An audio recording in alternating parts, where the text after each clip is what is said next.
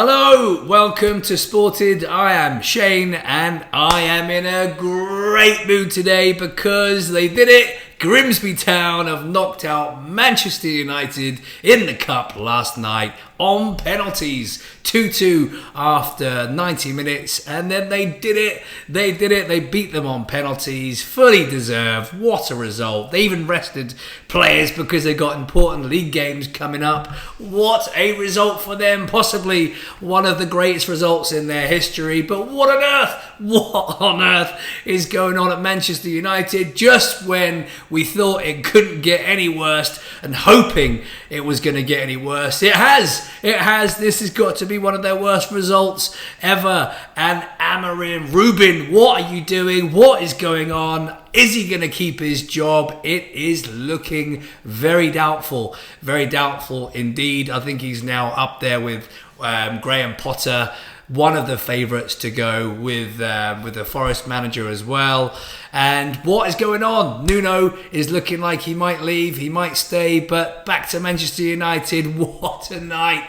So Grimsby Town 2-0 up, looking good. Then fair play, Manchester United brought it back to 2-2, and then it went to penalties, and there were some absolutely amazingly taken penalties, and they kept their nerve. They beat the big guns, they knocked them out. Now they've got egg on their face. They have fallen. The Giants have fallen once again, and then once again the spotlight is on Manchester United, and once again the spotlight is on Ruben Amorim. Is he a good manager, or has he just pulled the wool over Man United eyes? Did he just interview well? Is he a blagger? Because until now, we can't see I can't see any roots, any shoots of improvement at all. They've spent a lot of money, and it still looks awful, doesn't it? You can't see tactically if they're any better. They're conceding more goals. They're not scoring enough goals. They bought some good players, but let's see how that turns out. They are proven quality with Burmo and Cunha, but this season is pivotal. Will Amorim make it to Christmas before he loses his job? Now, listening to the fans on TalkSport last night, it was amazing. And listening to Mark Goldbridge, I love you, Mark, your latest meltdown on YouTube. As soon as Man United lose, I'm straight onto YouTube, straight onto the Goldbridge, and he gives us gold. He never disappoints, does he? We love a meltdown from Mark Goldbridge. So thank you, sir. We salute you. You made me chuckle again last night. It's great viewing. Long may it continue. But what's going on at Man United? It is toxic. The players want out. Is Bruno Fernandes a good captain? I say no. Harry Maguire for me is more of a captain, more of a role model. Bruno Fernandes should not, I agree with Roy Keane, should not be the captain of Manchester United. He is there to set the example, like Roy Keane did, like players like Gerrard did. But what is going on? He's just too busy flailing his arms around, moaning, whinging to the referee. Everything's against him. And this is the example that he's setting to the rest of the youth players there, the rest of his first team, his colleagues, the staff, the fans. It is so un-Man United-like. As much as I'm a Liverpool fan and I'm enjoying them struggle, this is poor. Something's got to change, isn't it? Liverpool, we had a bad period, and luckily we had Gerrard dragging us through games, but they don't even have a Gerrard. So this is worse for them, isn't it? Yes, Bruno does score good goals. He's a good footballer, but he's not the captain of Manchester United for me until they get that right, till they get the leader that's going to drag them through games and inspire the rest of the players and bollock them when they need to be bollocked. Then it's always going to be like this. There's something not quite right. You got Garnacho that wants to leave. There's something toxic, even going back to the Paul Pogba years. Well, Jose was there. He said that it was a miracle. One of his greatest achievements as United manager was helping them achieve second place in the Premier League. And now, looking at it, at the time we thought, what the hell is he talking about? Now we can kind of see what he's talking about. There is something fundamentally wrong at that club. They need to get rid of it. Get rid of that toxic atmosphere that's clearly an issue coming from the top. Ineos, since they stepped in, that's been an absolute disaster. Absolute disaster. They've sacked all those poor staff, bought all these new players, stripped back all the food. Now they can only have fruit in the canteen. What the hell is all that about? What message are you sending out to the rest of the world? This is Man United.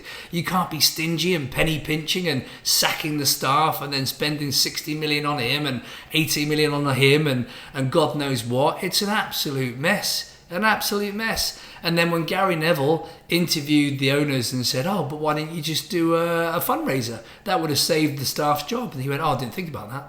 How can you not be advised? How can your advisors not tell you what looks good and what doesn't look good? Because you've got to keep the fans on side, and he's losing the fans day by day. So something's going to have to give, and it's probably going to be the manager. It's probably going to be Ruben. At the moment, I don't think he's the right fit for Man United, just like I don't think Graham Potter's the right fit for West Ham. You can feel it. It just doesn't look right. It doesn't seem right. You can't see any improvement. Thomas Frank's gone into Brentford, from Brentford to Tottenham, doing a fantastic job, and you can already see the improvements there. The coaching is good, the message is simple, the patterns of play are simple, and also Slot, prime example, went into Liverpool, didn't tweak it too much from Klopp's tactics, gave a clear message of how he wanted the players to play, good coaching, firm, simple messages, and look at how they flourished and won the league in their first season. You don't always have to tinker massively, sometimes you do.